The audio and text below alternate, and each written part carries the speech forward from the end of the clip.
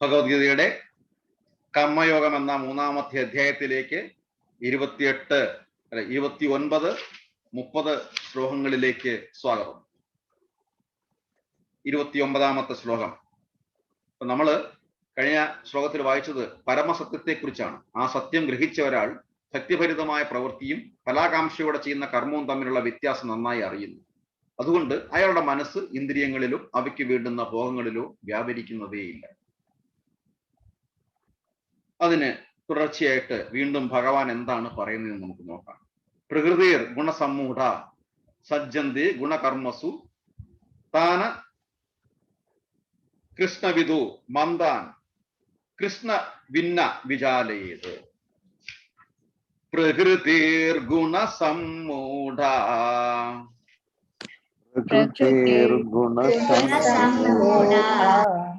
പ്രകൃതി ഗുണസമ്മൂഢ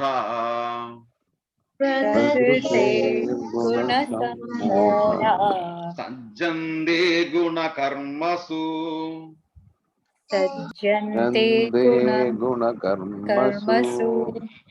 താന കൃഷ്ണവിദോ മന്ദാൻ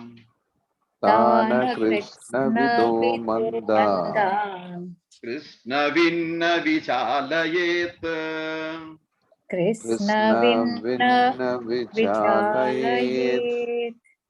പ്രകൃതിർ ഗുണസമ്മൂഢ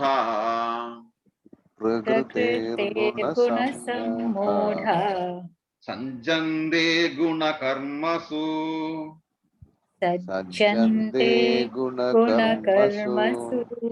താന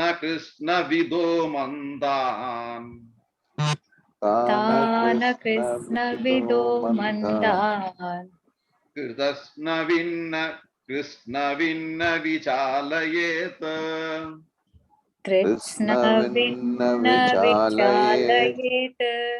ശബ്ദാർത്ഥം ബൈ ഹിസ് ശ്രീ പ്രഭുപാദ കി ജയ്.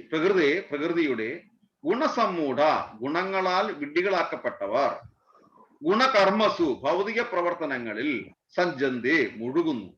അകൃഷ്ണവിദാഹ അജ്ഞാനികളായ താൻ മന്ദാൻ ആത്മസാക്ഷാത്കാരം മനസ്സിലാക്കുന്നതിൽ അലസന്മാരായ അവരെ കൃഷ്ണവിദ് യഥാർത്ഥ ജ്ഞാനസമ്പന്നൻ ന വിചാലയേത് വിചലിപ്പിക്കരുത്. വിവർത്തനം ആവർത്തനത്തോടെ ശ്രീല പ്രഭുപാദ കി ജയ്. പ്രകൃതിയുടെ ത്രിഗുണങ്ങളാൽ മോഹിതരായി അജ്ഞാനികൾ ഭൗതിക കർമ്മങ്ങളിൽ വ്യാപൃതരാകുന്നു. തന്മൂലം അവയിൽ ആസക്തരാവുകയും ചെയ്യുന്നു. അറിവില്ലായ്മ കൊണ്ട് അധമമായ പ്രവൃത്തികൾ ഏർപ്പെട്ടിരിക്കുന്ന അവരെ അഭിജ്ഞന്മാർ വിക്ഷുപ്തരാക്കരുത്.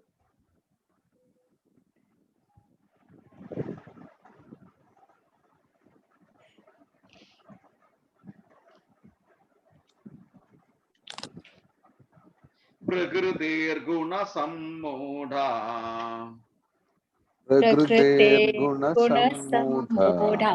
സജ്ജന്തി ഗുണകർമ്മസു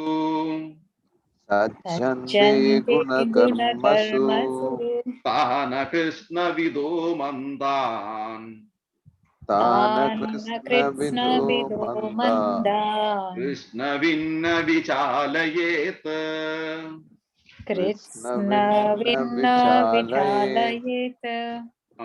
ശില്പമാതാജി ശ്ലോകം വായിച്ചു.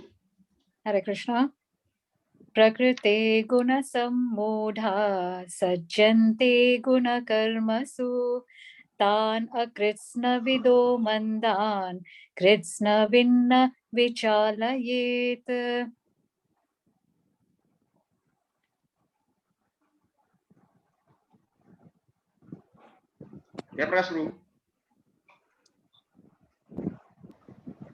പ്രകൃതിർഗുണസമ്മൂഢാഃ സജ്ജന്തി ഗുണകർമ്മസു താന കൃഷ്ണവിദോ മന്ദാൻ കൃഷ്ണഭിന്ന വിചാലയേത്.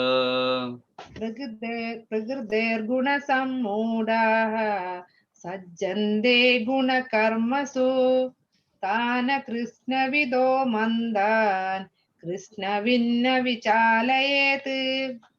പ്രകൃതിർഗുണസമ്മൂഢാ സജ്ജന്തി ഗുണകർമ്മസു താന കൃത്സ്നവിദോ മന്ദാൻ कृत्स्नविन्न विचालयेत् ശിശുംബ്രു.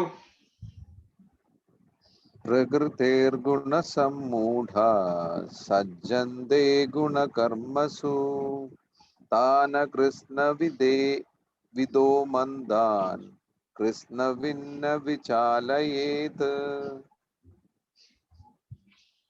हरे कृष्ण. ഹരേ കൃഷ്ണ. നന്നു.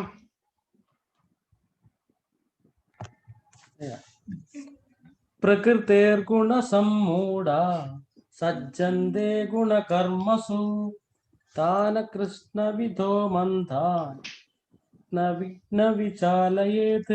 प्रकृतेर्गुणसम्मूढा सज्जन्ते गुणकर्मसु तान् कृत्स्नविदो मन्दान् कृत्स्नविन्न विचालयेत्. प्रकृतिर्गुणसम्मूढा सज्जन्ते गुणकर्मसु तान् कृत्स्नविदो मन्दान् कृत्स्नविन्न विचालयेत्. प्रकृतिर्गुणसम्मूढा सज्जन्ते गुणकर्मसु तान् कृष्णविदो मन्दान् कृष्णविन्न विचालयेत्. हरे कृष्ण. ഹരേ കൃഷ്ണ. സിമ്മി. हरे कृष्ण. प्रकृतिर्गुणसम्मूढा सज्जन्ते गुणकर्मसु तान् कृष्णविदो मन्दान् कृष्णविन्न विचालयेत्. ഹരേ കൃഷ്ണ. ആമി. प्रकृतेर्गुणसम्मूढा सज्जन्ते गुणकर्मसु तन्न कृष्णविदो मन्दान् താന കൃഷ്ണ. അകൃഷ്ണ. താന കൃഷ്ണവിന്ദോ മന്ദാൻ. तान् कृष्णविदो मन्दान् कृष्णविन्न विचालयेत्. हरे कृष्ण. हरे कृष्ण. प्रकृतिर्गुणसम्मूढा सज्जन्ते गुणकर्मसु तान् कृष्णविदो मन्दान् कृष्णविन्न विचालयेत्. हरे कृष्ण. ഹരേ കൃഷ്ണ. ഇനി ആരാണ്? ഹരേ കൃഷ്ണ. നിവേദ്. प्रकृतिर्गुणसम्मूढा सज्जन्ते गुणकर्मसु तान् कृत्स्नविदो मन्दान् कृत्स्नविन्न विचालयेत्. ഹരേ കൃഷ്ണ. വിസ്മയ. प्रकृतिर्गुणसम्मूढा सज्जन्ते गुणकर्मसु तान् कृत्स्नविदो मन्दान् कृत्स्नविन्न विचालयेत्. प्रकृतिर्गुणसम्मूढा सज्जन्ते गुणकर्मसु तान् कृत्स्नविदो मन्दान् कृत्स्नविन्न विचालयेत्. ഹരേ കൃഷ്ണ. ദിലീപ് ജി കേൾക്കുന്നുണ്ടോ? കേൾക്കുന്നുണ്ട്. ഹരേ കൃഷ്ണ. എന്നാ വായിച്ചോളൂ ശ്ലോകം. 3:29 ഞാൻ അത് ഒരു സിറ്റുവേഷൻ ഓപ്പൺ ചെയ്യാൻ പറ്റാത്ത situation. No issue. Hare Krishna. Hare Krishna. No issue. Okay. Prasiddha Mataji അവിടെ കേൾക്കുന്നുണ്ട്. No issue. ഓഡിയോ കുഴപ്പമായിരിക്കും. പ്രകൃതിയെ ഗുണസമ്മൂഢ സഞ്ജന്തേ ഗുണകർമ്മസു താനേ കൃഷ്ണവിദോ മന്ദാൻ കൃഷ്ണ ഭിന്ന വിചാരയെ. പ്രകൃതിയുടെ ത്രിഗുണങ്ങളാൽ മോഹിതരായി അജ്ഞാനികൾ ഭൗതിക കർമ്മങ്ങളിൽ വ്യാപൃതരാകുന്നു. തന്മൂലം അവയിൽ ആസക്തരാവുകയും ചെയ്യുന്നു. അറിവില്ലായ്മ കൊണ്ട് അധമമായ പ്രവൃത്തികളിൽ ഏർപ്പെട്ടിരിക്കുന്നവരെ അഭിജ്ഞന്മാർ വിശുദ്ധരാക്കരുത്. എന്താണ് 3 ഗുണങ്ങൾ? പ്രകൃതിയുടെ 3 ഗുണങ്ങൾ. നമ്മൾ ജനിക്കുന്നത് പ്രകൃതിയുടെ മടിത്തട്ടിലാണ്. അതായത് പ്രകൃതിയുടെ 3 ഗുണങ്ങളുടെ മടിത്തട്ടിലാണ്. അതായത് ഒന്നുകൂടെ അങ്ങോട്ട് പോയി പറഞ്ഞു കഴിഞ്ഞാൽ ദുർഗാദേവിയുടെ മടിത്തട്ടിലാണ് നമ്മൾ ജനിക്കുന്നത്. 3 ഗുണങ്ങൾ മായാശക്തി നമ്മൾ ജനിക്കുന്നു. ഈ 3 ഗുണങ്ങൾ എന്തൊക്കെയാണ്? സാത്വഗുണം, തമോഗുണം, രജോഗുണം. സാത്വിക ഗുണം, രാജസീയ ഗുണം, താമസിക ഗുണം. പിന്നെ താമസിക ഗുണം എന്താണ്? തമോ.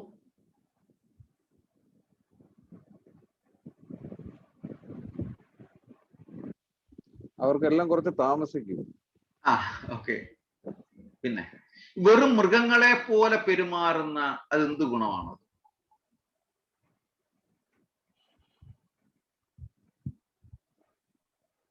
സുശീന്ദ്രു. മൃഗങ്ങളെ പോലെ അല്ല, മൃഗവാസനകൾ അവർക്ക് കിട്ടുന്നുണ്ടാവാം. അപ്പൊ അതെന്ത് ഗുണമാണ് പറയുന്നത്? തമോ ഗുണം അങ്ങനെയല്ല, അവര് ബുദ്ധി പൊതുവെ കുറവാണ്. ബുദ്ധി പൊതുവെ കുറവാണ്. അവർക്ക് എന്ത് ചെയ്യണം എന്ത് ചെയ്യണ്ടെന്ന് അറിഞ്ഞുകൂടാ. അതുകൊണ്ടാണല്ലോ അവർക്കൊരു ബോസ് വേണ്ടി വരുന്നത്. അതെ, അതാണ്. അപ്പം തീർച്ചയായിട്ടും ഒരു താമസിക ഗുണത്തിന്റെ ഏകദേശം ഒരു ഏകദേശം 90% താമസിക ഗുണത്തിലാണ് നിൽക്കുന്നത്. അതായത് മനുഷ്യനായിട്ട് ജനിച്ചു, മൃഗങ്ങളെ പോലെ പെരുമാറുന്നു എന്ന് പറയുമ്പോൾ അവിടെ ബുദ്ധി കുറഞ്ഞു, ഇല്ലേ? ശരിയല്ലേ? ബുദ്ധിയില്ലാത്തവരായി, മണ്ടന്മാരായി. ഞാനൊരു കഥ കേട്ടില്ല, ഞാൻ പറയാതെ. അതിനകത്ത് അയാളെ ആരാധനാ സ്ഥലത്തിൽ ഒരു കണ്ണ് കെട്ടിയിട്ട് അയാൾ പോകും. അപ്പം സ്ഥിരമായിട്ട് അങ്ങനെയാണ് അവിടെ ചെല്ലുന്നത്. അയാളൊരു കെട്ട് അയാൾക്കൊരു ഇതുണ്ട്. അപ്പൊ ഈ കൂടെ വരുന്ന കക്ഷി ചോദിക്കും, ഇതെന്തിനാണ് നിങ്ങൾ ഇങ്ങനെ കണ്ണ് കെട്ടി ഇതിലൂടെ നോക്കുന്നതെന്ന്. അപ്പൊ അദ്ദേഹം പറയും, ഇതിലൂടെ നോക്കുമ്പം ഈ മനുഷ്യരായിട്ടിരിക്കുന്നെങ്കിലും എനിക്ക് അവരുടെ ഒറിജിനൽ രൂപം കാണാൻ പറ്റും. എന്നിട്ട് ആ പയ്യന് കൊടുക്കും, ഇത് നീ ഇതിൽ കൂടെ നോക്കാൻ പറയും. അപ്പൊ നോക്കുമ്പോ മുഴുക്ക മൃഗങ്ങളുടെ മുഖങ്ങളുള്ള ആളുകളാണ് നിൽക്കുന്നത്, മനുഷ്യരായിട്ട്. അപ്പൊ പുള്ളി പറഞ്ഞു, ഞാൻ ഈ കെട്ടുന്നത് മനുഷ്യനായിട്ട് ഒരാളിനെ കണ്ടുപിടിക്കാനാണ് ഇതിനകത്ത്. മനുഷ്യ ജന്മമാണെങ്കിൽ ആളുകൾ മൃഗ ഗുണത്തിലാണ് വരുന്നത്. അപ്പം അത് മനുഷ്യൻ മൃഗമായിട്ട് ജനിക്കുമോ അല്ല, ചിലപ്പോ മനുഷ്യരായിട്ട് തന്നെ പാൻസ് ഇട്ട് ജയശേഷി പ്രഭു കൊണ്ട് പറയുന്നതാണ് നടക്കുന്ന മൃഗ ഇതായിട്ട് ജന്മം വരുന്നു. അപ്പം എങ്ങനെയാണെങ്കിലും ഹരേ കൃഷ്ണ പ്രഭു, താങ്ക് യു. ഈ 3 ഗുണത്തിന്റെ അടിസ്ഥാനം അല്ലെങ്കിൽ 3 ഗുണത്തിന്റെ മടിത്തട്ടിലാണ് നമ്മൾ ജനിക്കുന്നത്. അപ്പം അതിനെക്കുറിച്ച് ഭാവാർത്ഥം ഭാവാർത്ഥം സുശീന്ദ്രു തന്നെ വായിച്ചു. ഭാവാർത്ഥം. ഹരേ കൃഷ്ണ. ദേഹമാണ് ആത്മാവെന്ന മിഥ്യാബോധം വെച്ച് പുലർത്തുന്നത് കാരണം മനുഷ്യൻ സ്ഥാനമാനങ്ങളാകുന്ന ഉപാധികളിൽ മുഴുകിയിരിക്കുന്നു. ഭൗതിക പ്രകൃതി തരുന്ന ഒരു ഉപഹാരമാണ് ഈ ശരീരം. ശാരീരിക ബോധത്തോട് അത്യന്തം ആകൃഷ്ടനായ ഒരാൾ മന്ദൻ അഥവാ ആത്മാവിനെ കുറിച്ച് ബോധമില്ലാത്ത ഒരു അലസനാണെന്ന് പറയപ്പെടുന്നു. അജ്ഞന്മാരാണ് ഈ ശരീരം തന്നെയാണ് താൻ എന്ന് കരുതുന്നത്. മറ്റുള്ളവരുമായി ശാരീരികമായിട്ടുള്ള ബന്ധുത്വമായി അവർ അംഗീകരിക്കുന്നു. ഞാൻ പിറന്ന നാടിനെ പൂജാർഹമായും മതാചാരങ്ങളെ ആത്യന്തിക ലക്ഷ്യങ്ങളായും അവർ കരുതുന്നു. സാമൂഹ്യ സേവനം, രാഷ്ട്രീയം, പരോപകാരം എന്നിവയിലാണ് ഭൗതികമായ ഉപാധികളോടുകൂടിയ അവർ പ്രവർത്തിക്കുക. അത്തരം ലക്ഷ്യങ്ങളാൽ ആകൃഷ്ടരായവർ എപ്പോഴും ഭൗതിക മേഖലയിൽ ജോലി തിരക്കിലായിരിക്കും. സാക്ഷാത്കാരം എന്നത് അവർക്കൊരു കെട്ടുകഥയാണ്. അതുകൊണ്ട് അവർക്ക് അതിൽ താല്പര്യമില്ല. അഹിംസ മുതലായ പ്രാഥമിക ധാർമ്മിക സിദ്ധാന്തങ്ങളിലും കാരുണ്യ പ്രവർത്തനങ്ങളിലും അവർ ശ്രദ്ധ പതിപ്പിക്കാറുണ്ട്.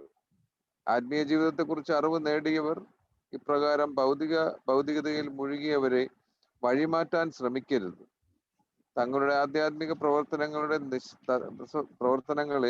നിശബ്ദം തുടർന്നു കൊണ്ടുപോവുകയാണ് വേണ്ടത്. മൂഢന്മാർക്ക് കൃഷ്ണാവബോധത്തോടുകൂടി ചെയ്യുന്ന കർമ്മങ്ങളെ അഭിനന്ദിക്കാനാവില്ല.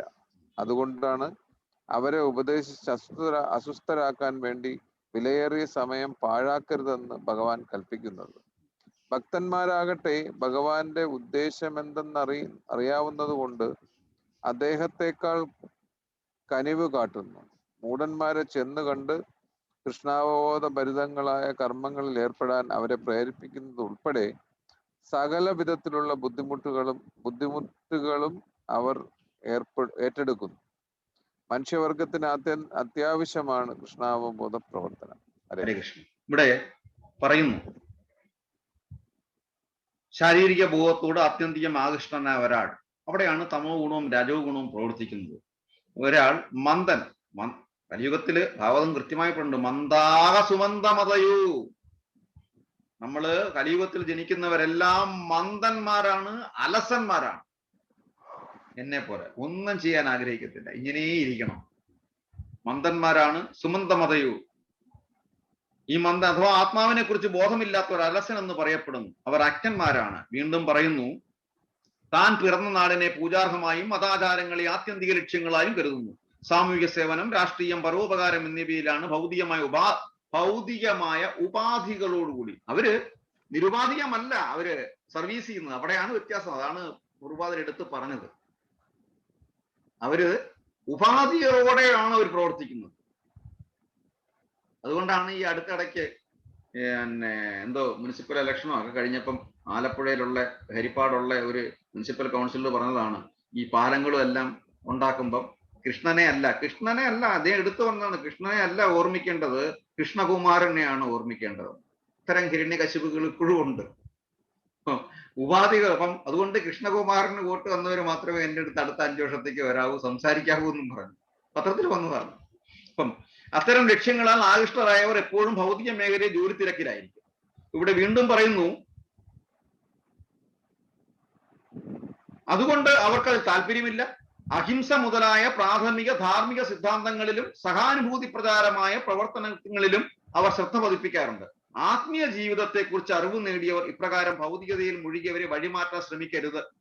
തങ്ങളുടെ ആധ്യാത്മിക പ്രവർത്തനങ്ങളെ നിശബ്ദം തുടർന്നു കൊണ്ടുപോവുകയാണ് വേണ്ടത്. കാര്യം ഇവിടെ പ്രഭുപാദര് ഒരുപാട് പ്രാവശ്യം പ്രഭുപാദരുടെ അങ്ങേ അറ്റത്തെ ആ ഒരു കോൺഷ്യസ്, അതായത് ശരിക്കും മഹാത്മാഗാന്ധി അടുത്തൊക്കെ നിരന്തരമായിട്ട് വിളിക്കുന്നുണ്ടായിരുന്നു. പിന്നെ അവസാനം പ്രഭുപാദർ അത് ഉപേക്ഷിച്ചു. കാര്യം അതിന് സമയമായിട്ടില്ല. സ്വാതന്ത്ര്യ സമര കാലഘട്ടത്തിൽ പോലും പ്രഭുപാദര് പങ്കെടുത്തിട്ടുണ്ടായിരുന്നു. ഇത് പിന്നീടാണ് മനസ്സിലാക്കിയത്, ഇതിനകത്തൊന്നും കാര്യമില്ല എന്ന് മനസ്സിലാക്കി. ഒരു ഭരണത്തിനെ എടുത്തിട്ട് ആർക്ക് വേണ്ടിയിട്ടാണോ അവർ ശ്രമിക്കുന്നത് അവരെ അങ്ങോട്ട് മാറ്റി കൊടുക്കുകയാണ്. ഇത് അവര് സംശുദ്ധമായിട്ടല്ല ചെയ്യാൻ പോകുന്നത്. പ്രഭുപാദർ ദീർഘവീക്ഷണത്തോടെ നോക്കിക്കണ്ടു. ആള് മാറിയെന്നേ ഉള്ളൂ, യാതൊരു തരത്തിലുള്ള മറ്റ് ക്വാളിറ്റി ഒന്നും മാറാൻ പോകുന്നില്ല എന്ന് പ്രഭുപാദർ കണ്ടു. എന്നിട്ട് മഹാത്മാഗാന്ധിയെ തിരിച്ചു വിളിക്കുന്നുണ്ട്, നിങ്ങൾ ആത്മീയതയിൽ പ്രവർത്തിക്കൂ, നിങ്ങളെ കൊണ്ടതാവുമെന്ന് പറഞ്ഞിട്ട് മഹാത്മാഗാന്ധി തിരിഞ്ഞു കേൾക്കുന്നില്ല. എല്ലാം കഴിഞ്ഞതിന് ശേഷവും നിങ്ങൾ ഏതായാലും നിങ്ങളെല്ലാം ചെയ്തു കഴിഞ്ഞു, ഒക്കെ സമ്മതിച്ചു. ഇനി ഇതെല്ലാം നിർത്തിയിട്ട് നിങ്ങൾക്ക് അകത്തും പുറത്തും ശത്രുക്കളുണ്ട്. മഹാത്മാഗാന്ധി പ്രഭുപാദർ നേരിട്ട് എഴുതി, you are ever well wisher എന്ന് പറഞ്ഞിട്ട്, നിങ്ങളെ ഞാൻ അഭിധേയകാംക്ഷയായതുകൊണ്ട് പറയുന്നതാണ്, നിങ്ങൾക്ക് അകത്തും പുറത്തും ശത്രുക്കളുണ്ട്, അതുകൊണ്ട് വന്നിട്ട് നിങ്ങൾ കൃഷ്ണാവബോധ പ്രസ്ഥാനത്തിൽ പ്രവർത്തിക്കൂ എന്ന് പറഞ്ഞു. അതും കേട്ടില്ല. ഒരാഴ്ച കഴിഞ്ഞിട്ട് അദ്ദേഹം പടിയായി. ഇവിടൊക്കെ ഭഗവത്ഗീത വായിക്കുന്നുണ്ടെങ്കിൽ, നമ്മൾ അംഗീകരിക്കുന്നുണ്ടെങ്കിലും, ഉള്ളിന്റെ ഉള്ളിൽ ഭഗവാനെ ആത്യന്തികമായ യജമാനൻ ആണ്, എൻ്റെ യജമാനൻ ഭഗവാനാണ് എന്നുള്ള ഒരു തിരിച്ചറിവ് വന്നിട്ടില്ല. അതാണ് അടുത്ത ശ്ലോകത്തിൽ പറയുന്നത്. മയി സർവാണി കർമാണി സന്യാസാധ്യാത്മചേതസഃ നിരാശിർ നിർമ്മമോ ഭൂത്വ യുദ്ധസ്യ വിഗതജ്വരഃ. മയി സർവാണി കർമാണി മയി സർവാണി കർമാണി മയി സർവാണി കർമാണി മയി സർവാണി കർമാണി സന്യസാധ്യാത്മചേതസാ സന്യസ്യാധ്യാത്മചേതസാ സന്യസ്യാധ്യാത്മചേതസാ സന്യസ്യാധ്യാത്മചേതസാ നിരാശിർ നിർമ്മമോ ഭൂത്വാ നിരാശിർ നിർമ്മമോ ഭൂത്വാ യുദ്ധസ്വ വിഗതജ്വരഃ യുദ്ധ്യസ്വ വിഗതജ്വരഃ യുദ്ധസ്യ വിഗതജ്വരഃ യുദ്ധ്വസ്യ വിഗതജ്വരഃ. മയി സർവാണി കർമാണി മയി സർവാണി കർമാണി സന്യസ്യാധ്യാത്മചേതസഃ സന്യസ്യാധ്യാത്മചേതസാ നിരാശീർനിർമമോ ഭൂത്വാ നിരാശീർനിർമമോ ഭൂത്വാ യുദ്ധസ്സ വിഗതജ്വരഃ യുദ്ധ്യസ്വ വിഗതജ്വരഃ. ശബ്ദാർത്ഥം ശ്രീല ഭൂവാദ് കി ജയ്. സർവാണി കർമാണി, സകല കർമ്മങ്ങളും മയി എന്നിൽ സന്യസിച്ചിട്ട് സമർപ്പിച്ചിട്ട് ആധ്യാത്മചേതസ ആധ്യാത്മബോധത്തോടു കൂടി നിരാശി നിഷ്കാമനായി നിർമ്മമനായി ഭൂത്വ ഭവിച്ചിട്ട് വിഗതജ്വരഃ സന്താപരഹിതനായിട്ട് യുദ്ധം ചെയ്യുക. കുട്ടികളടുത്ത് ചോദിച്ചു കഴിഞ്ഞാൽ ഭഗവത്ഗീതയിൽ ഭഗവാൻ തരുന്ന ഏറ്റവും വലിയ ഫിലോസഫി എന്താണെന്ന് കുട്ടികളോട് ചോദിച്ചു കഴിഞ്ഞാൽ കുട്ടികൾ പറയും, do your prescribed duty without any fail. You do your prescribed duty. ഇതാണ് അർജുനനോട് ഭഗവാൻ പറഞ്ഞിരിക്കുന്നത്. അതുകൊണ്ടല്ലയോ അർജുന നിന്റെ വിവർത്തനം ആവർത്തനത്തോടെ ശീലഭൂപാതയ്ക്ക് ജയ്. അതുകൊണ്ടല്ലയോ അർജുന നിന്റെ കർമ്മങ്ങളെല്ലാം എനിക്കായി അർപ്പിച്ചുകൊണ്ട് എന്നെ കുറിച്ചുള്ള പൂർണ്ണജ്ഞാനത്തോടെ ലാഭേച്ഛയോ ഉടമസ്ഥ അവകാശബോധമോ അലസതയോ കൂടാതെ യുദ്ധം ചെയ്യൂ. ഇവിടെ അർജുനനോട് യുദ്ധം ചെയ്യൂ എന്ന് പറയുമ്പം അതിന്റെ പാരലായിട്ട് നമുക്ക് വരുന്ന മീനിങ്, നിന്റെ ഡ്യൂട്ടി, നിനക്കെന്താണ് നിന്നെ ഏൽപ്പിച്ചിരിക്കുന്നത്, നിന്റെ ദൗത്യം എന്താണ്, അത് നീ ചെയ്യൂ, നീ ചെയ്തേ തീരൂ. അതാണ് പറയുന്നത്. ഇപ്പം മയി സർവാണി കർമാണി സന്യസ്യാധ്യാത്മചേതസഃ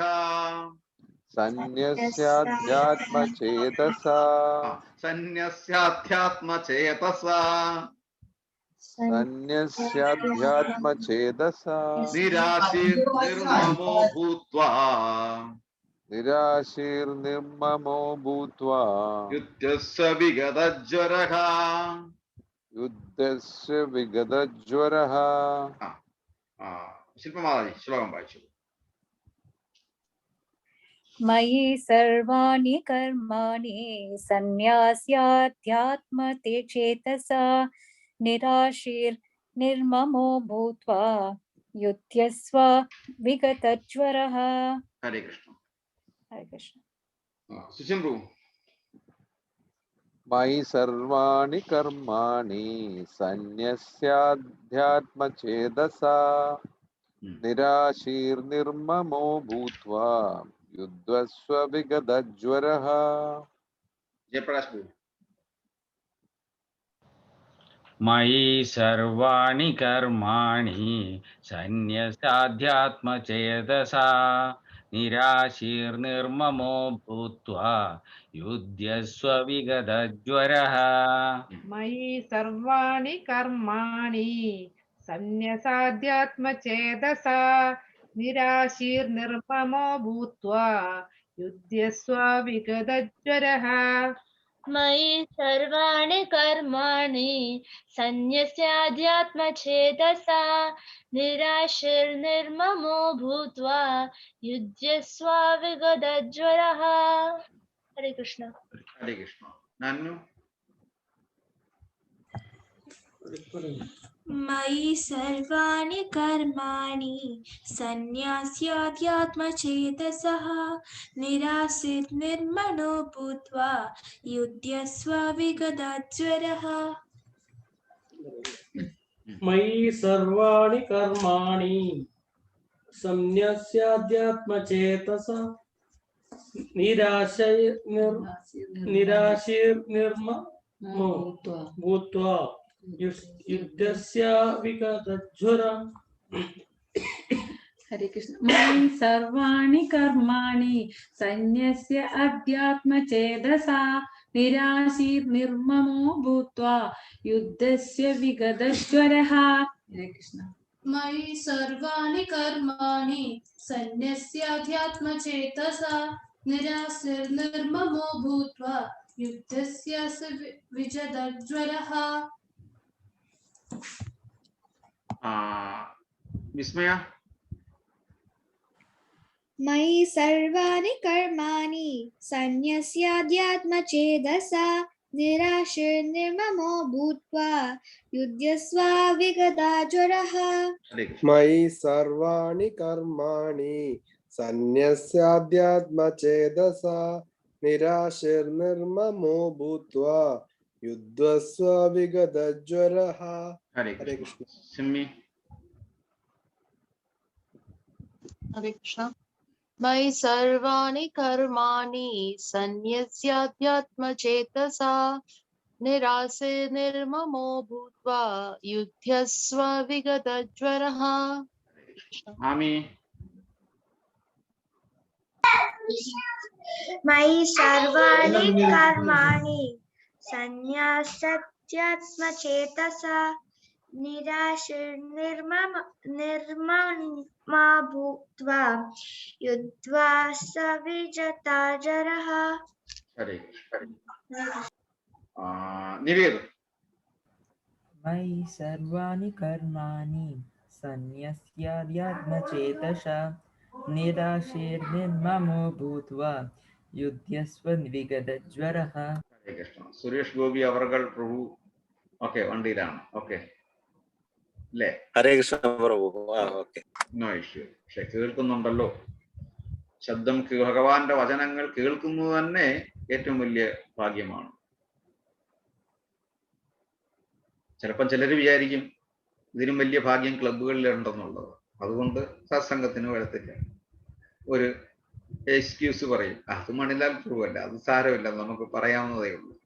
പക്ഷെ അവർ ചിന്തിക്കുന്നത് മണിലാൽ പ്രഭുവിനോടല്ല എക്സ്ക്യൂസ് പറയുന്നത്, ഭഗവാനോടാണ് എക്സ്ക്യൂസ് പറയുന്നത് എന്നുള്ളത് അവർ മനസ്സിലാക്കുന്നില്ല. ഹരേ കൃഷ്ണ. അവസാനം ഭഗവാനും എക്സ്ക്യൂസ് മീ എന്ന് പറയും. എക്സ്ക്യൂസ് മീ അല്ലേ? ഏതാ നന്നു? എക്സ്ക്യൂസ് മീ ഏതാ? എവിടെ? ആരാ പറഞ്ഞത്? In Harihar Nagar. In Harihar Nagar. Correct. Very good. Amritamati എന്തോ പറയുന്നു. ഹരേ കൃഷ്ണ. അപ്പൊ അതുകൊണ്ട് അല്ലയോ അർജുന, നിന്റെ കർമ്മങ്ങളെല്ലാം എനിക്കായി അർപ്പിച്ചുകൊണ്ട് ചെയ്യണം. അവിടെയാണ് പാളിച്ച പറ്റിയത്. പല രാഷ്ട്രീയ നേതാക്കന്മാർക്കും എല്ലാവർക്കും പാളിച്ച പറ്റുന്നതാണ്. അല്ലയോ അർജുന, നിന്റെ കർമ്മങ്ങളെല്ലാം എനിക്കായി അർപ്പിച്ചുകൊണ്ട് എന്നെ കുറിച്ചുള്ള പൂർണ്ണജ്ഞാനത്തോടെ ലാഭേച്ഛയോ ഉടമസ്ഥ അവകാശബോധമോ അലസതയോ കൂടാതെ യുദ്ധം ചെയ്യും. അതായത് എന്താ പറയുന്നത്? You do your prescribed duty without any expectation, without any attachment or without any എന്താ പറയുന്നത് ലയബിലിറ്റി. നമ്മുടെ ഭാവാർത്ഥം ബൈ ഹിസ് ഗ്രേസ് പ്രഭുപാദ കീ ജയ്. രാജീവ് പ്രഭു ഭാവാർത്ഥം വായിക്കും.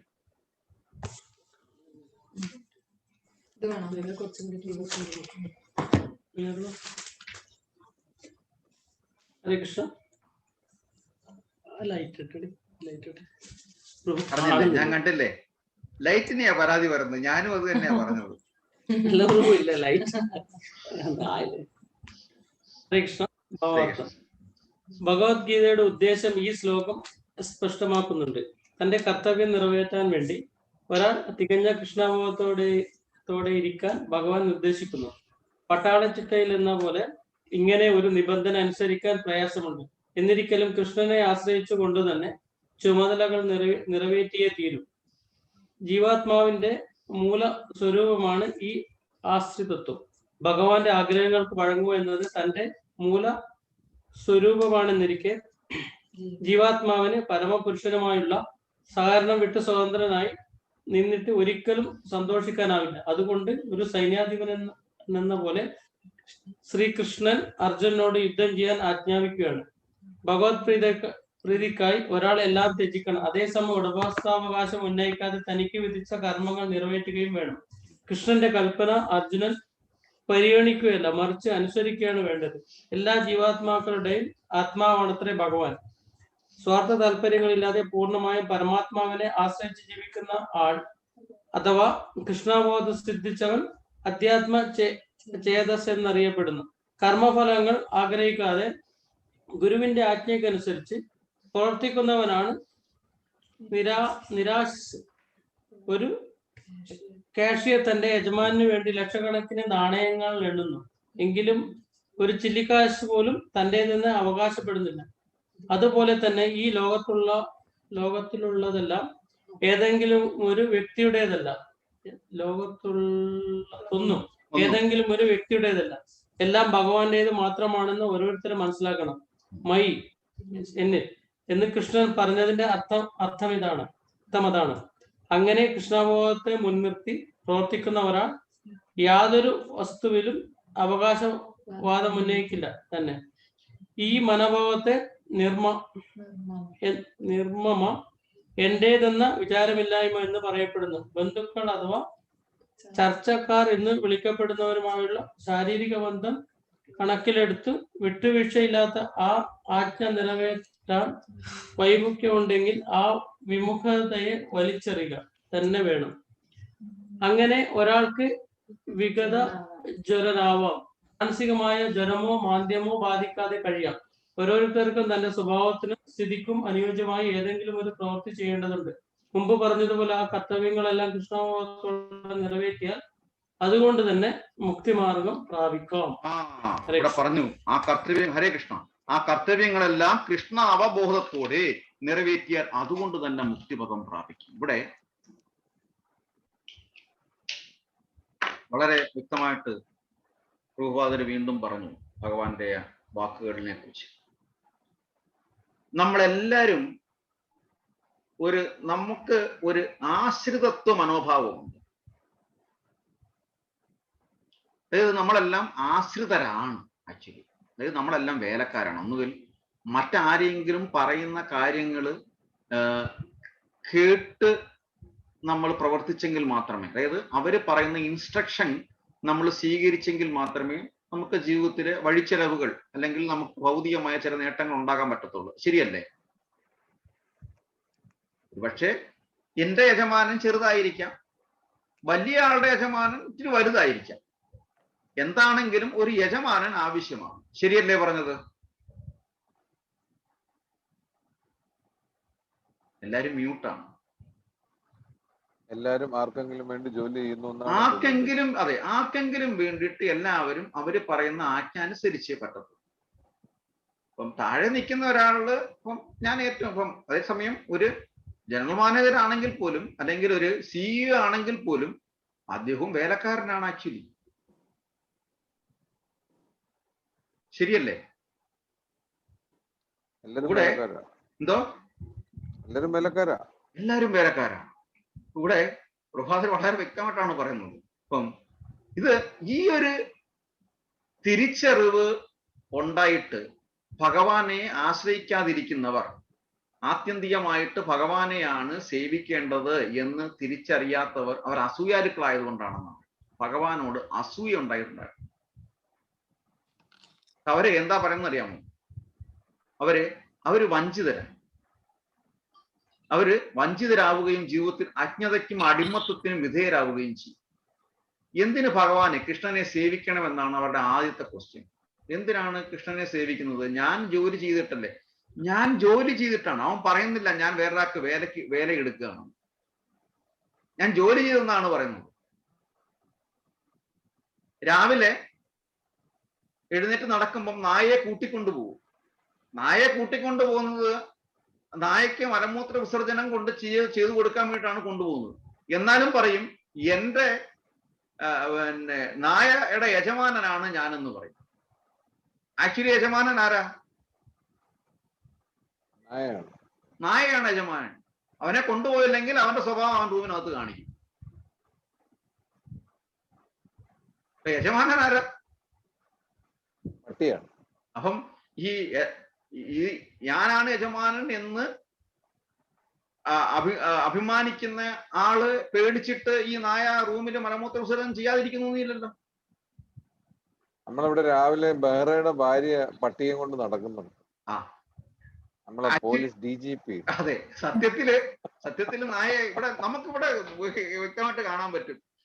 ചെന്നിരുന്നിട്ട് ചില രാവിലെ മോർണിംഗ് വാക്ക് നടക്കുന്നവരാണ് കൊണ്ടിട്ട് അവരുടെ അടുത്ത് ഈ നായടുത്ത് പറഞ്ഞത് ചെയ്യടാ ഒഴിക്കടാ എന്ന് പറഞ്ഞ് ഞാൻ കേട്ടിട്ടുണ്ട് രാവിലെ വണ്ടി കയറാൻ നിൽക്കുമ്പോൾ. അവൻ ചെയ്യത്തില്ല, അവൻ കേൾക്കൂല. അവൻ ഇങ്ങനെ കാൽക്കാൽ നിന്നിട്ട് തിരിഞ്ഞു പോവും, വീണ്ടും പോവും. എന്നിട്ട് അവസാനം ഇവൻ ചെയ്യുന്നത് വരെ കൂടെ ക്ഷമയോടെ നടന്നുകൊണ്ടിരിക്കും. അവൻ ചെയ്ത് കഴിയുമ്പോൾ അവൻ തിരിച്ചു വരും. ദിവസവും ഞാൻ കാണുന്നതാണ്. ഇവിടെ യജമാനൻ ആരാണ്? അപ്പൊ അവിടെ ഭഗവാനെ മാത്രം സേവിക്കാൻ വളരെ ബുദ്ധിമുട്ടാണ്. എന്നാ നമുക്ക് ഹരേ കൃഷ്ണ മഹാമന്ത്രം ഒന്ന് ജപിക്കാം. നമ്മൾ ഓർമ്മിക്കുമ്പോൾ രസോ അഹമംസു കൗന്ദേയാസ്, പിന്നെന്താ പ്രഭാസ്മി ശശി സൂര്യയോ. ആ എന്നെ ഫുൾ എങ്ങനെ പ്രണവം സർവവേദീഷു പൗരുഷം നൃഷു. അപ്പൊ ഇവിടെ ശബ്ദക്കെ പൗരുഷം നൃഷു എന്ന് പറയുമ്പം ഒരു ജലം കുടിക്കുമ്പം, ഒരു ഗ്ലാസ് വെള്ളം എടുത്ത് കുടിക്കുമ്പം ഇത് ഭഗവാന്റേതാണ് കൃഷ്ണ എന്നൊരു വാക്ക് എത്ര പേര് ഓർമ്മിക്കുന്നു? അതാണ് നമ്മൾ തിരിച്ചറിയുന്നത്. കൃഷ്ണ ഇത് അങ്ങയുടേതാണ്. അത് രസോ അഹമപ്സുഖന്തേയ, ഭഗവാനെ ഈ ജലം അങ്ങയുടേതാണ്, ഈ ടേസ്റ്റ് ഞാൻ അനുഭവിക്കുന്നത് അങ്ങയെയാണ്. കൃഷ്ണ എന്നും അങ്ങയെ ഓർമ്മിക്കാനുള്ള അനുഗ്രഹം അല്ലെങ്കിൽ ആ ഓർമ്മശക്തി തരണേ എന്ന് എത്ര പേര് ഓർമ്മിക്കാം? അത് ആ ഒരു ഓർമ്മ പ്രാപ്തമാക്കാത്തിടത്തോളം കാലം ഭക്തൻ എന്ന് ഒരിക്കലും പറയാൻ പറ്റത്തില്ല. ഇവിടെ പറയുന്നത് ബഹുരാജർ പറയുന്നുണ്ട് ഒരു ഇതിനകത്ത്, പ്രസിഡന്റ് അല്ലെങ്കിൽ നമ്മുടെ മുഖ്യമന്ത്രി എന്ന് പറയുമ്പം ആക്ച്വലി അവൻ വലിയ ആളല്ല, അവൻ രാജ്യത്തിന്റെ ദാസനാണ്, സെർവന്റ് ആണ്. മര്യാദയ്ക്ക് ചെയ്തില്ലെങ്കിൽ അടുത്ത പ്രാവശ്യം എന്ത് ചെയ്യും? എന്ത് കിട്ടും? എടുത്ത് പുറത്താക്കും, ഇല്ലേ? ശരിയല്ലേ? എടുത്ത് പുറത്താക്കും. അതെ. എന്താ പറഞ്ഞത്? അതല്ല, ഞാനൊരു ബഹുമാനം കൊടുത്താ പ്രഭു. നിഷ്കാസിതനാകും. അപ്പൊ ഒരു ബഹുമാനം പറഞ്ഞു, അല്ലെങ്കിൽ എടുത്ത് പുറത്തെടുത്ത്. അപ്പം അവൻ അഭിമാനിക്കാൻ പറ്റുമോ? ഞാൻ ഈ രാജ്യത്തിന്റെ പരമാധികാരിയാണ് എന്ന് അഭിമാനിക്കാൻ പറ്റുമോ? അഭിമാനിക്കാൻ പറ്റത്തില്ല. അതുകൊണ്ടാണ് തിരുവിതാംകൂർ രാജവംശം പത്മനാഭദാസൻ എന്ന് പേരിട്ടത്. ഞാൻ അങ്ങയുടെ ദാസനാണ്, അങ്ങയ്ക്ക് വേണ്ടിയിട്ടാണ് ഞാൻ രാജ്യത്തിന് ചെയ്യുന്നത്. അപ്പൊ ഇവിടെ അപ്പൊ നമ്മൾ പറഞ്ഞു വന്നത് ഏതെങ്കിലുമൊക്കെ തരത്തിൽ നമ്മൾ എല്ലാവരുടെയും ബാല്യക്കാരനാണ്. അപ്പൊ ആത്യന്തികമായിട്ട് നമ്മൾ വേല ചെയ്യേണ്ടത് ഭഗവാനെ വേല ചെയ്യുക, ഭഗവാന് വേല ചെയ്യുക എന്നുള്ളതാണ്. ഭഗവാന് സന്തുഷ്ടമാകുന്ന രീതിയിൽ നമ്മൾ കാര്യങ്ങൾ, കർത്തവ്യങ്ങൾ നിർവഹിക്കുക എന്നുള്ളതാണ്. ഇല്ലെങ്കിൽ ജനങ്ങള് നിഷ്കാസനം ചെയ്തതുപോലെ ഭഗവാനും നമുക്ക് ആത്യന്തികമായിട്ട് ഒരു പനിഷ്മെന്റ് നമുക്ക് തരും. അതവിടെയാണ് നമ്മൾ കണ്ടത്. പരശുരാമൻ 21 പ്രാവശ്യം ലോകം മുഴുവൻ സഞ്ചരിച്ച് ബ്രാഹ്മണരെ മൊത്തം 21 പ്രാവശ്യം ക്ഷത്രിയരെ മൊത്തം ഉന്മൂലനം ചെയ്യും. ക്ഷത്രിയനെ മൊത്തം ഉന്മൂലനം 21 പ്രാവശ്യം. ഭഗവാൻ അതേപോലെ നമ്മൾ വരും. അതുപോലെ തന്നെ ഹിരണ്യകശിപു ഞാനാണ് പരമാധികാരി അല്ലെങ്കിൽ ഞാനാണ് ദൈവം എന്ന് പറഞ്ഞു. അവസാനം നരസിംഹ ഭഗവാൻ നേരിട്ട് വന്നു. അവിടെ അതേപോലെ തന്നെ അതേസമയം ഏറ്റവും വലിയ ഭക്തനായി ജീവിച്ച അവർക്കും ഭഗവാൻ സംരക്ഷകനായി വന്നു. അപ്പം അവിടെയാണ് നമ്മൾ വീണ്ടും എപ്പോഴും നമുക്കറിയാം, യഥാഹിധർമ്മസ്യ ഗ്ലാനിർഭവതി ഭാരത അഭ്യുത്ഥാനമധർമ്മസ്യ തദാത്മാനം സൃജാമഹം പരിത്രാണായ സാധൂനാം വിനാശായ ദുഷ്കൃത ധർമ്മ സംസ്ഥാപനാർത്ഥായ സംഭവാമി യുഗേ യുഗേ. ഓരോ യുഗത്തിലും ഞാൻ അവതരിക്കും, ഓരോരുത്തരുടെയും സംരക്ഷകനായിരിക്കും ഞാൻ. കൗന്ദേയ പ്രതിജാനീഹി നാമേ ഭക്യ പ്രണശ്യതി. അർജുന, നീ വിചാരിക്കുക, എപ്പോഴും ഒരിക്കലും എൻ്റെ ഭക്തൻ നാശമടയുകയില്ല, നശിക്കുകയില്ല, അവന് പുരോഗതി മാത്രമേ ഉണ്ടാവുകയുള്ളൂ. ഞാൻ ഇന്നലെയും ഒരു ഉദാഹരണം പറഞ്ഞു, കുറൂരമ്മയുടെ ഒരു ഉദാഹരണം. സാധാരണ നമ്മൾ ക്ഷേത്രത്തിൽ പോകുന്നത് എന്തിനു വേണ്ടിയിട്ടാണ്? എന്തിനാണ് നമ്മൾ ക്ഷേത്രത്തിൽ പോകുന്നത്? എന്തിന് ക്ഷേത്രത്തിൽ പോകും? എന്തിനാ ക്ഷേത്രത്തിൽ പോകുന്നത്? ഹരേ കൃഷ്ണ, എല്ലാരും മ്യൂട്ടാണ്. ഭഗവാനെ നമസ്കരിക്കാൻ. ഭഗവാനെ നമസ്കരിക്കാൻ പോകുന്നു. എന്തിനാ നമസ്കരിക്കാൻ പോകുന്നേ? സ്പിരിച്വൽ ഇത് പ്രോഗ്രസ് ചെയ്യാൻ വേണ്ടിയാണ് പോകുന്നത്. സ്പിരിച്വൽ പ്രോഗ്രസ് ചെയ്യാൻ പോകുന്നു. സുശീം പൂർവ്വ പറയുന്ന നിൽക്കട്ടെ. ഓക്കെ, ശരി, സമ്മതിച്ചു. ഓക്കെ, റിലേഷൻഷിപ്പ് കീപ്പ് ചെയ്യാൻ. റിലേഷൻഷിപ്പ് കീപ്പ് ചെയ്യാൻ അവിടെ പോകുന്നു. എത്ര പേര്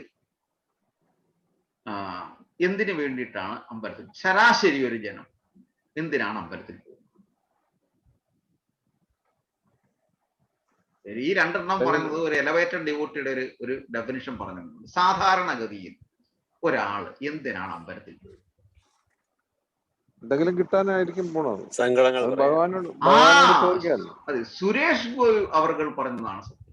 സങ്കടങ്ങൾ പറയാനാണ് അതാണ് സത്യം. സങ്കടങ്ങൾ പറയാൻ വേണ്ടിയിട്ടാണ് പോകുന്നത്. അപ്പം ഇല്ലെങ്കിൽ നമ്മൾ പോകില്ല. അത് സത്യമാണ്, പരമാർത്ഥമാണ്. വേണം സങ്കടം പറയാൻ, തീർച്ചയായിട്ടും ഭഗവാനേ ഉള്ളൂ. നമ്മൾ ഭഗവാനോട് സങ്കടം പറയണം, വേണ്ടെന്നല്ല പറഞ്ഞു. ഇവിടെ കുറൂരമ്മയുടെ കാര്യം ചോദിച്ചു കഴിഞ്ഞാൽ എല്ലാവരും പറയും കുറൂരമ്മ ആരായിരുന്നു?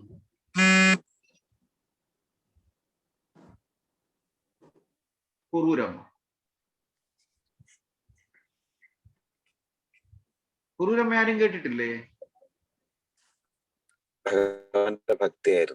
ഭഗവാന്റെ ഭക്തിയായിരുന്നു. കുറൂരമ്മയുടെ ജീവിതം എങ്ങനെയായിരുന്നു?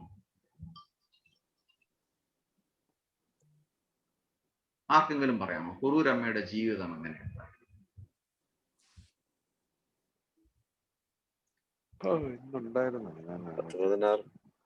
എന്തോ 16 വയസ്സായപ്പോഴ് വെളി കഴിച്ച് ഒരു ഇല്ലത്തേക്ക് കൊണ്ടുപോയി. അങ്ങനെയാണ്. അതെ, പറഞ്ഞു. എന്നിട്ട് ഇല്ലത്തെ അവരുടെ പിന്നെ എനിക്ക് തോന്നുന്നു ഭർത്താവ് മരിക്കുകയും പിന്നീട് ആ ഇല്ലത്ത് ഒറ്റപ്പെടുകയും ഒക്കെ ചെയ്ത ഒരവസ്ഥയുണ്ട്. അതായത് കുറൂരമ്മയുടെ ജീവിതം വളരെ വിഷമകരമായ ഒരവസ്ഥയായിരുന്നു അല്ലേ? അങ്ങനെയല്ലേ പറഞ്ഞു വന്നത്? അതെ അതെ. എത്ര പേർക്ക് അറിയാം കുറൂരമ്മയുടെ ജീവിതം ഇത്രയും വളരെ വിഷമകരമായ അവസ്ഥയായിരുന്നു എന്നുള്ളത്? എത്ര പേർക്ക് അറിയാം? ചെറുപ്പകാലത്ത് നിന്നേ ചെറിയ സമയത്ത് വൈധവ്യം വന്നു അല്ലേ? പിന്നെ വളരെ വിഷമിച്ചു, കരഞ്ഞു. രാജീവ് പ്രഭു എന്താ പറയാൻ?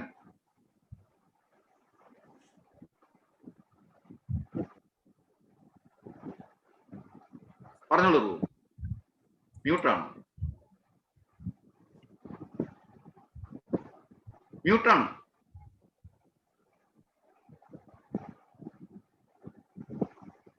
ആ, പറഞ്ഞോളൂ. ഓഡിയോ ഇല്ല. ഇപ്പൊ കേൾക്കാം. പറഞ്ഞോളൂ. കൃഷ്ണ ഭഗവാൻ ഏറ്റവും ഇഷ്ടപ്പെട്ട അമ്മയല്ലേ? തീർച്ചയായിട്ടും. അതും ഒരു വശം. അതൊരു വശം. കുറൂരമ്മ ജീവിതത്തിൽ വളരെ ദുഃഖമല്ലേ അനുഭവിച്ചത്? അല്ലേ? വളരെ വിഷമങ്ങളാണ് അല്ലേ? എങ്കിൽ ഞാൻ പറയുന്നു അല്ല, മാനസികമായിട്ട് അവര് വളരെ സാറ്റിസ്ഫൈഡ് ആയിരിക്കും ഭഗവാനില്. കുറൂരമ്മ ഗുരുവായൂർ അമ്പലത്തിൽ പോയിട്ടില്ല. എന്തുകൊണ്ടാണ് പോവാഞ്ഞത്? അറിയില്ല. അവർക്ക് വിഷമമില്ലാത്തത് കൊണ്ട്. കുറൂരമ്മയുടെ അടുത്തേക്ക് അവർക്ക് വിഷമമില്ലാത്തത് കൊണ്ട് അവർ അമ്പലത്തിൽ പോകാഞ്ഞത്.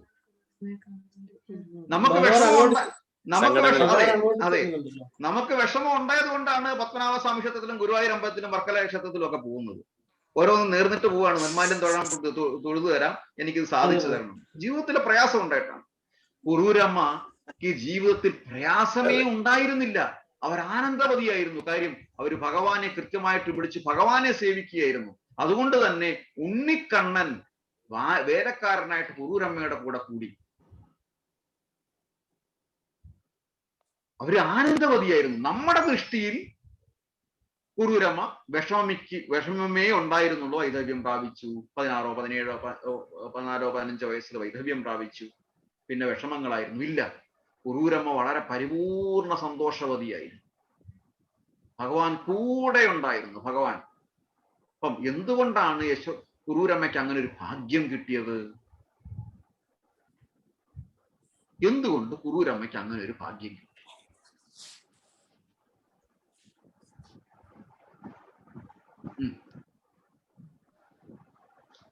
പറഞ്ഞോളൂ.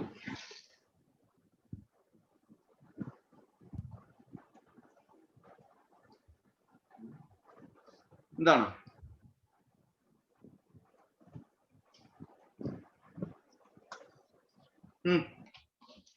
എന്തുകൊണ്ടാണ് കുറൂരമ്മയ്ക്ക് അങ്ങനെ ഒരു ഭാഗ്യം കിട്ടിയത്?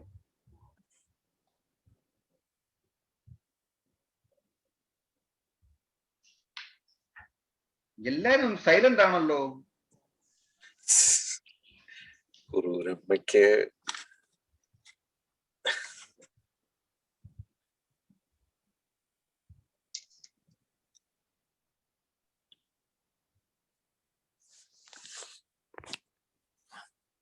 കുറൂരമ്മയുടെ പൂർവജന്മം യശോദാമയ്യായി.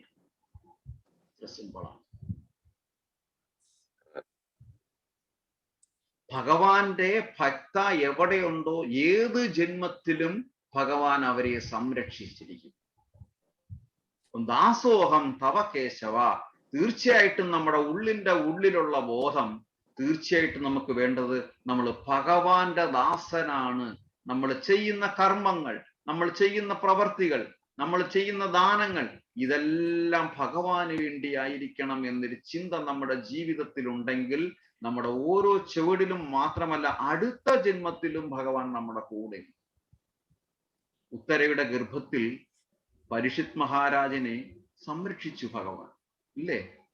ഒരു വലിയൊരു തീകോളം വരുന്നതായിട്ടാണ് ഭഗവാൻ പരീക്ഷിത് മഹാരാജാവ് കാണുന്നത്. പൂർണ്ണവതിയായ ഗർഭിണി. ആ അസ്ത്രം തന്നെ വധിക്കാനായിട്ട് വരുമ്പോൾ വലിയൊരു സ്ഫുലിംഗം അവിടെ പ്രത്യക്ഷപ്പെട്ടതായിട്ട് പരീക്ഷിത് മഹാരാജാവ് കാണുന്നു. എന്നിട്ട് ഈ അസ്ത്രത്തെ നിഷ്പ്രഭമാക്കി തിരിച്ചു വിടുകയാണ് ചെയ്യുന്നത്. അങ്ങനെ പരീക്ഷിത് മഹാരാജാവ് സംരക്ഷിച്ചു. എന്തുകൊണ്ടാണ് പരീക്ഷിത് മഹാരാജാവ് അങ്ങനെ സംരക്ഷിക്കപ്പെട്ടത്?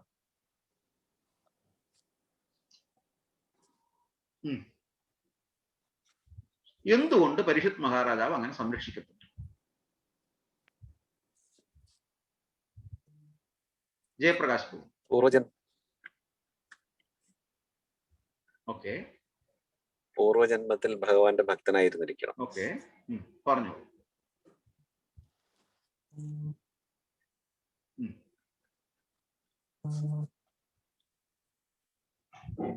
വെറുതെ ചോദിക്കുന്നേ ഉള്ളൂ, എന്തെങ്കിലും പറയാം കേട്ടോ.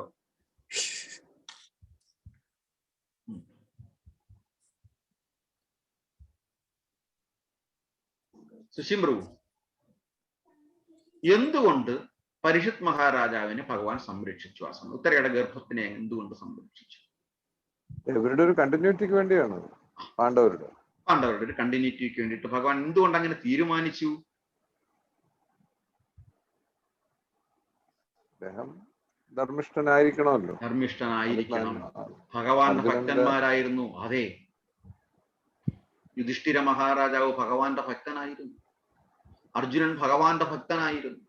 തീർച്ചയായിട്ടും ഈ കുടുംബത്തെ നിലനിർത്തിപ്പോരേണ്ടത്, ഈ പരമ്പര നിലനിർത്തിപ്പോരേണ്ടത് ഭഗവാന്റെ ആവശ്യമായിട്ട് തോന്നി. അതുപോലെ ഭഗവാന്റെ ദാസനായി കഴിഞ്ഞാൽ ഈ ജീവിതം, ഈ കുടുംബ ജീവിതം മുന്നോട്ട് കൊണ്ടുപോകേണ്ട ഉത്തരവാദിത്തം ഭഗവാൻ ഏറ്റെടുക്കും. നമ്മുടെ ജീവിതത്തെ ഭഗവാൻ ഏറ്റെടുക്കും. ഭഗവാനായിരിക്കും നമ്മുടെ ജീവിതത്തെ ലീഡ് ചെയ്യുന്നത്. പക്ഷെ ഒറ്റ കാര്യമേ ഉള്ളൂ, നമ്മള് അന്യചിന്തയില്ലാതെ വിശ്വാസത്തോടെ ഭഗവാനെ ശരണാഗതി പ്രാപിക്കണം. ആ ജീവിതത്തെ ഭഗവാൻ കൈകൊണ്ട് എടുക്കും, ഭഗവാൻ കൊണ്ടുപോകും, ഭഗവാൻ സംരക്ഷകനായിട്ട് മാറും. വെറുതെയല്ല ജനാർദ്ദന എന്ന് ഭഗവാനെ വിളിക്കുന്നത്. ഭക്തരുടെ പരിപൂർണ സംരക്ഷകനായതുകൊണ്ടാണ് ജനാർദ്ദന എന്ന് ഭഗവാനെ നമ്മൾ വിളിക്കുന്നത്. അപ്പൊ അവിടെ എന്തെന്നാൽ ഒന്നാം തരം ഭക്തന്റെ ജനനത്താൽ ആ കുടുംബത്തിലെ അഴിഞ്ഞുപോയവരും കഴിഞ്ഞുപോയവരും ഇപ്പോഴുള്ളവരും വരാൻ പോകുന്നവരുമായ 100 അംഗങ്ങൾക്ക് ഭഗവത് കൃപയാൽ മോക്ഷം കിട്ടുന്നു. ഒരു ഭഗവാന്റെ ഭക്തൻ, ഒരു കുടുംബത്തിൽ ഒരാളുണ്ടായാൽ മതി ഭഗവാന്റെ ഭക്തൻ. അവിടെ 100 ജന്മങ്ങൾ സംരക്ഷിക്കും. 100 ജന്മങ്ങൾക്ക് ഭഗവാന്റെ കൃപാകടാക്ഷം ഉണ്ടാകും. ഒരാള് ഭക്തനായി വന്നാൽ മതി. തന്റെ പ്രിയപ്പെട്ട ഭക്തനോടുള്ള ബഹുമാന സൂചകമാണ് ഭഗവാൻ ഈ കാണിക്കുന്നത്. അത്രയും കൃപാലുവാണ് ഭഗവാൻ. അതുകൊണ്ടാണ് നമ്മൾ ആ ശ്ലോകം പറഞ്ഞത്, ശ്രീയാപതിർ യജ്ഞപതിർ ലോകപതിർ, പിന്നെ തരാപതിർ, പിന്നെന്താ ധേയാപതിർ, ധരാപതിർ, ത്രിയാപതിർ യജ്ഞപതിർ പ്രജാപതിർ ദിയംപതിർ ലോകപതിർ ധരാപതിർ പതിർ ഗതിശ്ച അന്തക വൃഷ്ണി സാത്വതാം പ്രസീദതാം മേ ഭഗവാൻ സതാം പതിർ. ഭഗവാനെ, അങ്ങനെയുള്ള ഭഗവാനെ എന്റെ ജീവിതത്തിൽ എന്നോട് പ്ലീസ് മെർസിഫുൾ അപ്പോൺ മീ, എന്നോട് കൃപാപുരസ്സരം ഉണ്ടാവണമേ, കൃപാ കടാക്ഷം ഉണ്ടാകണമേ ഭഗവാനെ. ഇതാണ് നമ്മുടെ പ്രാർത്ഥന.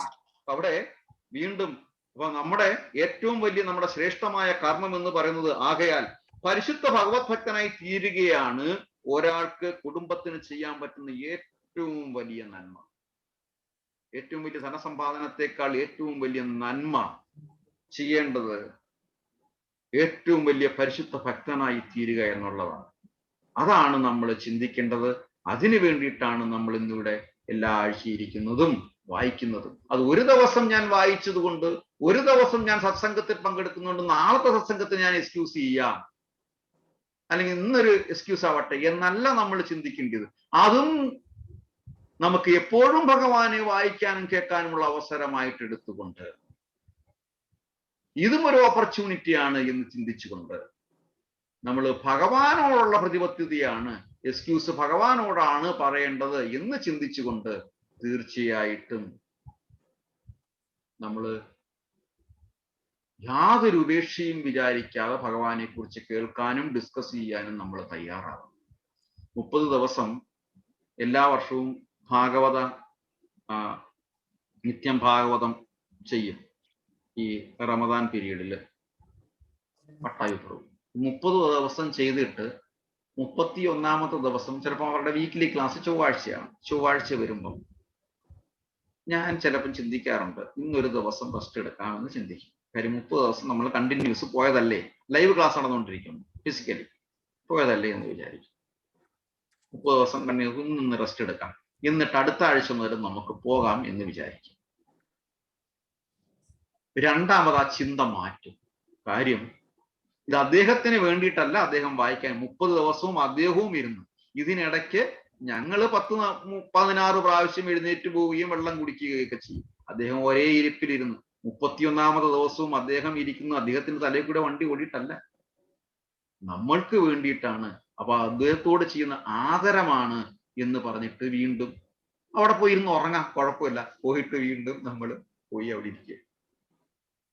അപ്പം ഇത് ഭഗവാന്റെ വാക്കുകൾ എത്രത്തോളം നമ്മൾ കേൾക്കുന്നുവോ അത്രത്തോളം നമ്മൾ ഭഗവാനോട് കൂടുതൽ കൂടുതൽ അറ്റാച്ച്മെന്റ് ഉണ്ടാവുകയും നമ്മുടെ ജീവിതത്തിൽ അതിനനുസരിച്ചിട്ട് നമ്മുടെ ജീവിതത്തിൽ പുരോഗതിയും ഉണ്ടാവുകയും ചെയ്യും എന്നുള്ളത് സ്പഷ്ടമാണ്, ഉറപ്പാണ്. എഴുതി തരാം അണ്ടർലൈനോടുകൂടി, യാതൊരു സംശയവും ആ കാര്യത്തിലില്ല. അപ്പം ഹരേ കൃഷ്ണ. അപ്പം ഇവിടെ പ്രകൃതിയുടെ ത്രിഗുണങ്ങളാണ് മോഹിതരായ അജ്ഞാനികൾ ഭൗതിക കർമ്മങ്ങളിൽ വ്യാപൃതരാകുന്നത്. തന്മൂലം അവയിൽ ആസക്തരാവുകയും ചെയ്യുന്നു. അറിവില്ലായ്മ കൊണ്ട് അധമമായ പ്രവർത്തികളിൽ ഏർപ്പെട്ടിരിക്കുന്നവരെ അഭിജ്ഞന്മാർ വിക്ഷുബ്ധരാക്കരുത്. അതുകൊണ്ടല്ലയോ അർജുന, നിന്റെ കർമ്മങ്ങളെല്ലാം എനിക്കായി അർപ്പിച്ചുകൊണ്ട് എന്നെക്കുറിച്ചുള്ള പൂർണ്ണജ്ഞാനത്തോടെ ലാഭേച്ഛയോ ഉടമസ്ഥ അവകാശബോധമോ അലസതയോ കൂടാതെ യുദ്ധം ചെയ്യൂ. നീ നിന്റെ പ്രവൃത്തി ചെയ്യണം. അതേസമയം നീ എൻ്റെ ദാസനായി നിന്നുകൊണ്ട് വേണം ചെയ്യാൻ. അവിടെ അല്ലെങ്കിൽ അർജുനന് ഒരുപാട് പാപം കിട്ടേണ്ടതാണ്. ഗുരുജനങ്ങളെ, ബ്രാഹ്മണരെ ഒക്കെ വധിക്കുന്നുണ്ട്. അതുപോലെ ഉഗ്രസേന മഹാരാജാവ് രാജ്യം ഭരിക്കാൻ പോകുന്ന സമയത്ത് ഭഗവാനാണ് പറഞ്ഞു വിടുന്നത് അശ്വമേധ യജ്ഞവും ചെയ്യാൻ വേണ്ടിയിട്ട്. രാജസൂയ യജ്ഞവും അശ്വമേധ യജ്ഞവും 2 യജ്ഞങ്ങളും ചെയ്യാൻ വേണ്ടിയിട്ട് പറഞ്ഞു വിടും. അപ്പം അതേസമയം ഉഗ്രസേന മഹാരാജാവ് വെറുതെയാണ് ഇരിക്കുന്നത്. നോക്കൂ, അവിടെയും ഭഗവാൻ സംരക്ഷണം. ഒരു രാജാവിനെ സംബന്ധിച്ച് രാജാവിന് കഴിവ് തെളിയിക്കേണ്ട ഒരു കർത്തവ്യമുണ്ട്. അതിനാണ് ഈ രാജസൂയ യജ്ഞവും അശ്വമേധ യജ്ഞവും ചെയ്യുന്നത്. എന്താണ് രാജസൂയ യജ്ഞം എന്ന് ചോദിച്ചു കഴിഞ്ഞാൽ, എല്ലാ രാജ്യത്തേക്കും ഓരോ ദിക്കുകളിലേക്ക് ഓരോ ഭടന്മാരെ വിടും. എന്നിട്ട് ആ രാജ്യത്തെ രാജാവിനോട് കപ്പം ചോദിക്കും. കപ്പം കൊടുത്തില്ലെങ്കിൽ യുദ്ധം ചെയ്യും. യുദ്ധം ചെയ്തിട്ട് തോൽപ്പിക്കും. തോൽപ്പിച്ചിട്ട് അങ്ങനെ അപ്പൊ തോൽക്കുമ്പോഴത്തേന് ഈ രാജാവിന്റെ അടിമയായി ഇല്ലേ? അപ്പം ആ രാജാവ് ഒന്നുകൂടി പ്രഗത്ഭനാവും, ശ്രേഷ്ഠനാകും. ഇത് ഭഗവാൻ പറഞ്ഞു, ഉഗ്രസേന നീയും ഇത് ചെയ്യണമെന്ന് പറഞ്ഞു. എന്നിട്ട് ആരെ പറഞ്ഞു വിടുന്നറിയാമോ? ആരാണ് പോയത്? ഈ രാജസൂയ യജ്ഞം ചെയ്യാൻ ആരാ പോയതെന്ന് അറിയാമോ? എല്ലാ ദിക്കിലേക്കും. എന്തോ? പ്രദ്യുപ്നൻ ആരാ? ഭഗവാന്റെ ഗ്രാൻഡ് സൺ. ഭഗവാന്റെ ഗ്രാൻഡ് സൺ അശ്വമേധ യജ്ഞത്തിനാണ് പോകുന്നത്. പിന്നെ അനിരുദ്ധൻ. രാജസൂയ യജ്ഞത്തിന് പോകുന്നത് ഭഗവാന്റെ പുത്രനാണ് പ്രദ്യുപ്നൻ.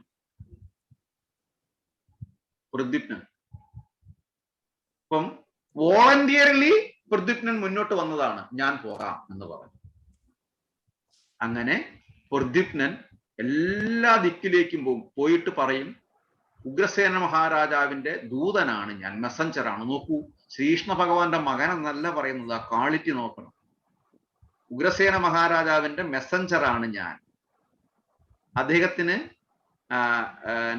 അദ്ദേഹത്തിന്റെ രാജാധികാരത്തെ അംഗീകരിക്കുക.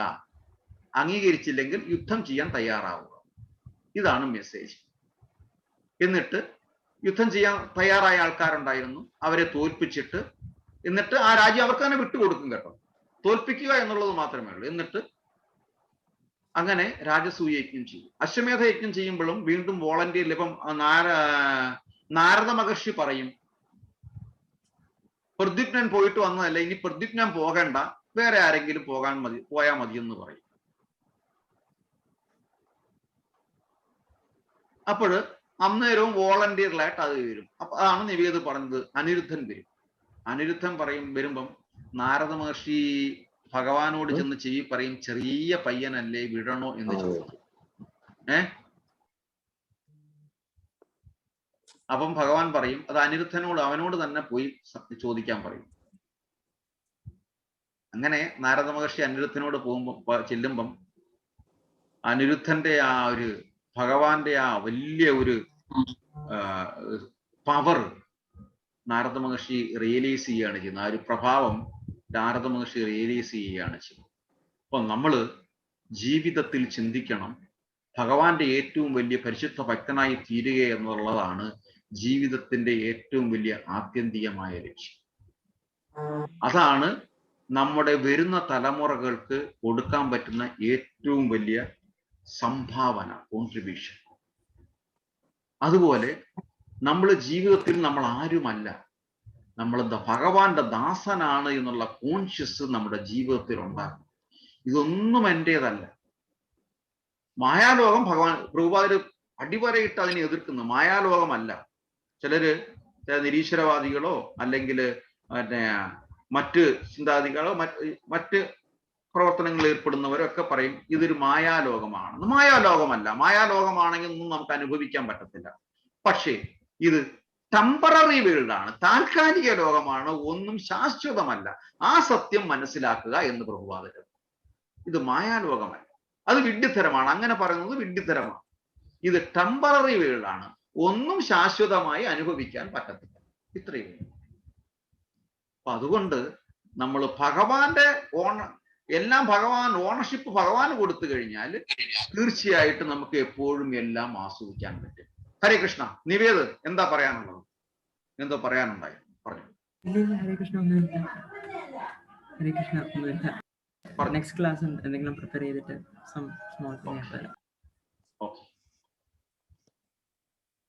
ഇതിലുണ്ട ആക്ഷേപങ്ങള്, അഭിപ്രായങ്ങള്, സംശയങ്ങള്, അല്ലെങ്കിൽ എന്തെങ്കിലും കാര്യങ്ങൾ പറഞ്ഞതിൽ വ്യക്തതയില്ലാത്തത് എൻ്റെ കുഴപ്പം കൊണ്ടാണ്, എൻ്റെ ഡിഫക്റ്റ് കൊണ്ടാണ് വ്യക്തതയില്ലാത്തത്. അതുകൊണ്ടാണ് ഈ കാര്യങ്ങൾ ഉണ്ടെങ്കിൽ തീർച്ചയായിട്ടും പറയാം.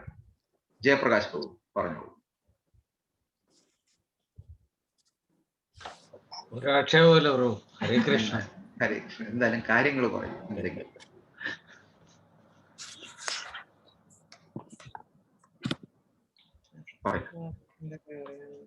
കുറെ നാളായി ഒരു പാട്ട്. ശില്പമാതാജിക്ക് എന്തോ പറയാനുണ്ട്.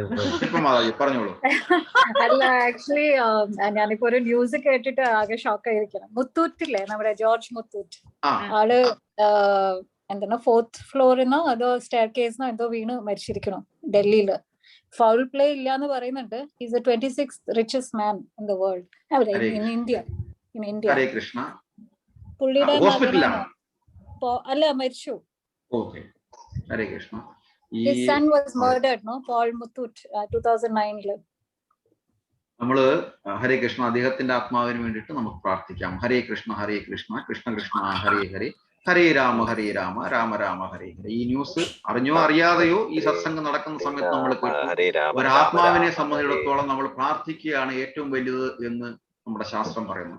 മരിച്ച ഒരാളിനെ ഒരിക്കലും നമ്മൾ കുറ്റപ്പെടുത്താൻ പാടില്ല എന്ന് നമ്മൾ പറയുന്നു. കല്യാണത്തിന് പോയില്ലെങ്കിലും ശരി, പക്ഷെ മരണത്തിന് ആ വീട്ടിൽ നമ്മൾ പോയിരിക്കണം. കാര്യം ബാക്കിയുള്ള കടപ്പത്രങ്ങളെല്ലാം ഇളവ് വരുന്നത് ഭക്തരുടെ ചർച്ചകളിലൂടെ മാത്രമേ പറ്റുകയുള്ളൂ എന്ന് പറയുന്നത്. ഇത് വീണ്ടും വേറൊരു എവിഡൻസ് ആണ്. ഒരിക്കലും നമുക്ക് ലീഡർഷിപ്പ് എന്നൊന്നും കൊണ്ടു നടക്കാൻ പറ്റില്ല. കഴിഞ്ഞ ആഴ്ചയും നമ്മൾ പറഞ്ഞു, നമ്മൾ ഒരിടത്ത് തോറ്റേ പറ്റുകയുള്ളൂ, അത് മരണമാണ്.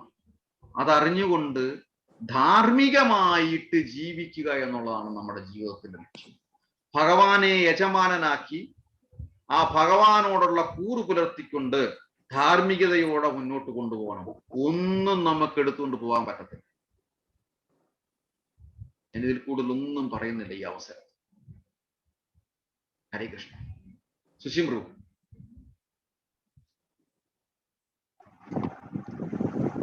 ഇല്ല, ഞാൻ ഇതുമായിട്ട് ബന്ധപ്പെട്ടല്ല. ഞാനിന്ന് പിന്നെ ജയസാക്ഷി പ്രഭുവിനെ കാണാൻ പോയിരുന്നു, ക്ഷേത്രത്തിൽ പോയിരുന്നു. വർക്കലത്ത് പണി ഉടനെ തുടങ്ങും.